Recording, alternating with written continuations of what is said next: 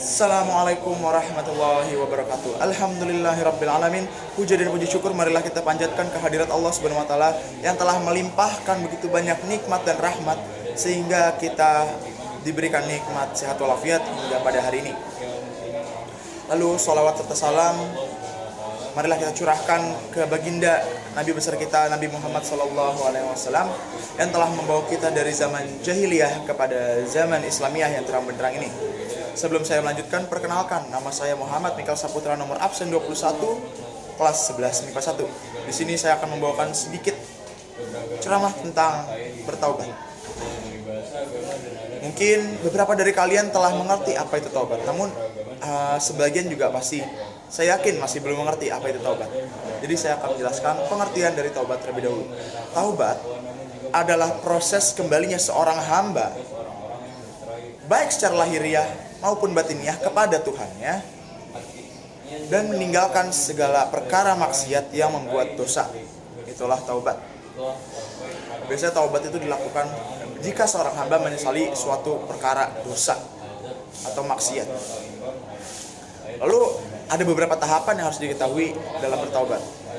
Yang pertama, seorang hamba harus berhenti melakukan maksiat atau perbuatan dosa yang pernah dilakukannya. Yang kedua, seorang hamba harus menyesali perbuatan-perbuatan itu. Yang ketiga, harus memiliki tekad yang tinggi untuk berhenti melakukan perkara maksiat dan dosa. Namun apabila dosa atau maksiat tersebut berkaitan dengan hakul adam, maka ketetapan atau tahapan itu menjadi empat tahapan. Nah, maka tahapan yang keempat adalah apa? Tahapan yang keempat adalah meminta keridhaan dari orang yang pernah dizolimi. Mungkin kita berbuat salah pada seseorang, itu harus meminta keridhaan. Allah berfirman, dan bertaubatlah kalian wahai orang-orang yang beriman agar kalian beruntung. Nah, jadi kita ulas lagi. Tadi yang keempat tahapan itu, yang pertama adalah berhenti. Jadi kalau kita sudah bertaubat, maka kita tidak boleh mengulangi lagi kesalahan-kesalahan yang sama. Kita berhenti. Lalu yang kedua adalah menyesali. Jangan saat kita sudah bertaubat kita tidak ada rasa bersalah atau menyesal. Jadi taubat itu tidak hanya diucapkan di lisan, namun harus ditanamkan dalam hati sebagai sikap menyesal atau rasa menyesal.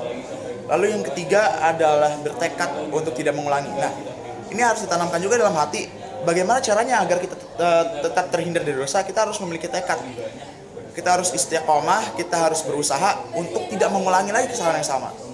Lalu yang keempat adalah meminta keridhaan dari orang yang kita zalimi. Jadi bertaubat itu tidak hanya kita minta maaf atau bertobat kepada Allah, namun juga kita harus minta maaf dan meminta keridhaan kepada orang yang telah kita sakiti atau mungkin yang pernah berbuat salah kepada orang tersebut.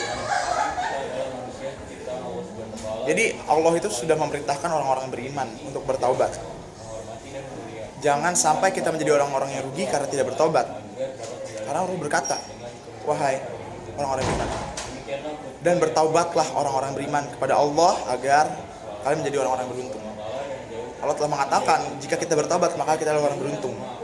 Maka marilah kita semua bertaubat kepada Allah Subhanahu wa taala agar kita menjadi orang-orang yang beruntung dan golongan orang-orang yang beriman. Amin.